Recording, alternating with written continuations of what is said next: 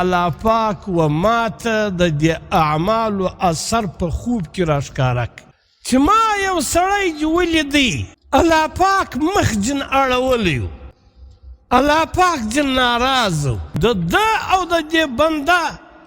په مابین کې پرده وه د الله پاک زیارت نسوی کول لیکن د ده هغه ښه اخلاق چې په دنیا کې د کړي و د ده هغه ښه اخلاق رالو د ده و د الله په مابین کې چې کومه پرده وه هغه پرده یې پورته کړه او د الله پاک دیدار وکړي نو په نیکو اعمالو کې قوت او طاقت شته که نشته هغه سړي په لح اسې لکه الله پاک فرمایي په لح وایي و هغه کامیابي ته چې د هغه بعد بیا ناکامي نه وي په لح وایي و هغه عزت ته چې د هغه بعد بیا ذلت نه وي په لح وایي و هغه نجات ته چې د هغه بعد بیا گرفت نه وي او دا په لمانځه کې دا د زړه اطمینان او سکون خلک یورپ لري چې ډېر مال او دولت لري په ډېر غټ غټ سواري استعمالوي ډېر غټ غټ کورونه بنګلې په لوی لوی ښارو کې اخلي څه دپاره د اطمینان او د سکون دپاره لیکن الله پاک فرمایي الا بذکر الله تطمئن القلوب خبردار اوسئ په غټو غټو بنګلو کې د زړه اطمینان نسته په مال او په دولت کې د زړه اطمینان او سکون نسته په اقتدار او په حکومت او په وزارتو کې د زړه اطمینان نسته الا بذکر الله تطمئن القلوب خبردار اوسئ د زړو اطمینان او سکون دا د الله پاک په ذکر کې دی نو په ذکر کې طاقت شته که نشته په لمانځه کې طاقت شته که نشته دغه رقم په روزه کې طاقت د تقوا دی دا روزه په انسان کې تقوا پیدا کوي کوم سړی په دهان سره د روزې چې کوم ادب دی کوم یو حقوق دی د روزې چې کوم تقاضا ده په دا سره کوم سړی روزه نیسي نو د روزې په وجه په انسان کې تقوا پیدا کیږي او الله پاک فرمایي لو ان اهل القرى آمنوا واتقوا کچیرې دا د بستیانو خلک ایمان راوړي الله پاک فرمایي واتقوا او تقوا اختیار کی الله پاک به د اسمانو او د مځکې برکتونه پر دوی باندې نازلوي د اسمانو او د مځکو برکتونه دا د اسمانو او د مځکو برکتونه چې راځي دا په تقوا سره راځي او تقوا په چه سره پیدا کیږي په روزه سره نو په روزه کې طاقت شته که نشته نن زموږ ستی یو ذهن جوړ سوی دی چې نیک اعمالو کې قوت او طاقت نشته اثر نشته لیکن په نیکو اعمالو کې الله پاک ډېر قوت او طاقت یې ښیي خو زموږ یقین کمزوری دی زموږ یقین پر هغه شي ډېر راځي چې کوم شی په سترګو باندې موږ مشاهده کولی شو او کوم شي مشاهده چې زموږ سترګې نشي کولی نو پر هغه باندې زموږ ستی یقین کمزوری دی تفسیر ابن کثیر نبی علیه الصلاة والسلام د دې اعمالو اثر بیانوي چې الله پاک و ماته د دې اعمالو اثر په خوب کې راښکاره کړي نبی علیه الصلاة والسلام فرمایي نبی علیه الصلاة والسلام فرمایي چې ما یو سړی ولیدی چې دی وپاسو په قبر کې کښېښوی عذاب قبر پر رالی لیکن په دنیا کې چې د کم اودس کړی و په ښه سنت طریقې مطابق چې د کم اودس کړی و دا اودس رالی له دې سړي څخه هغه عذاب قبر لیرې کړي اوس دا عذاب قبر دا په دا قبر کې امریکا له یو چا څخه لیرې کولی شي روسیې لیرې کولی شي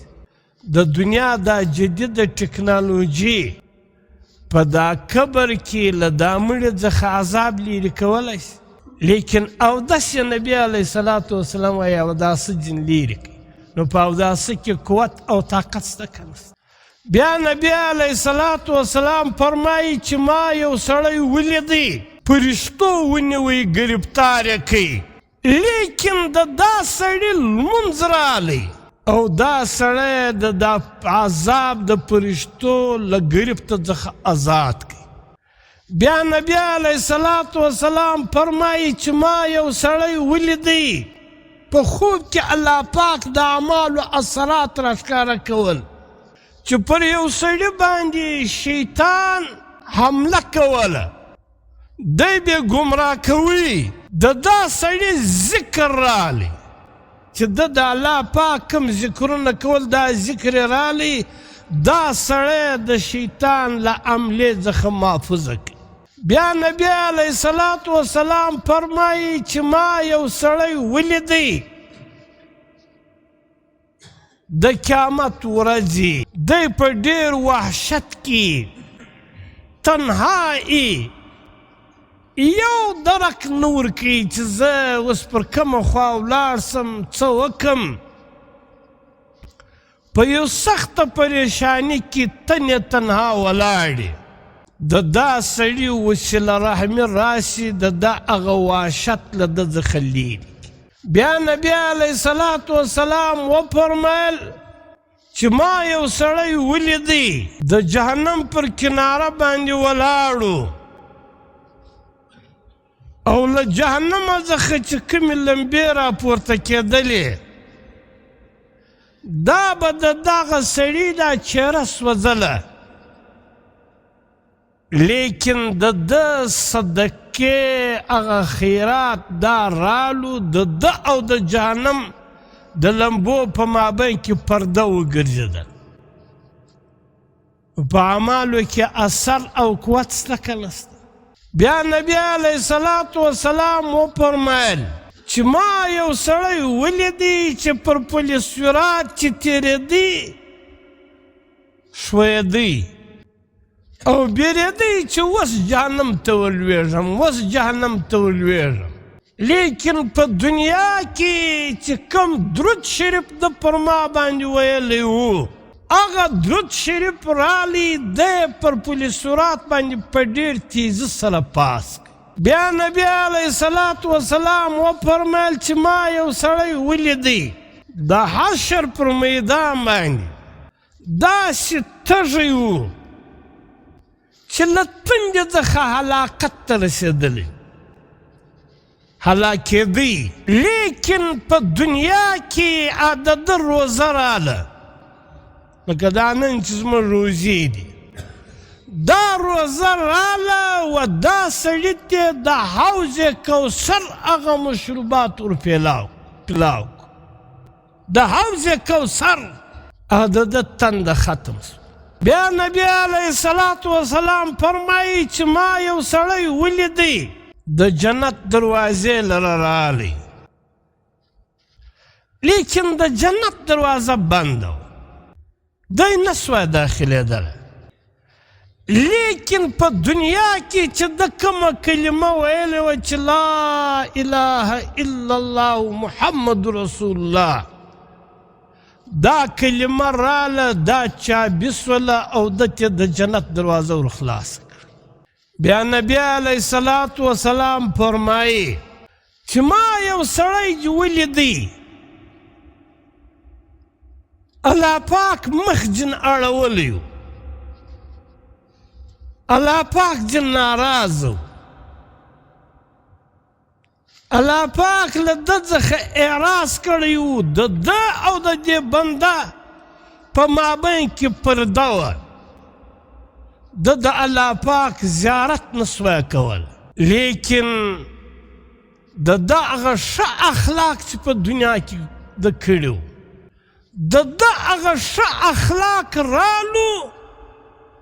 د الله په مابین کې چې کومه پرده وه هغه پرده یې پورته کړه او د الله پاک دیدار وکړي نو په نیکو اعمالو کې قوت او طاقت شته که نشته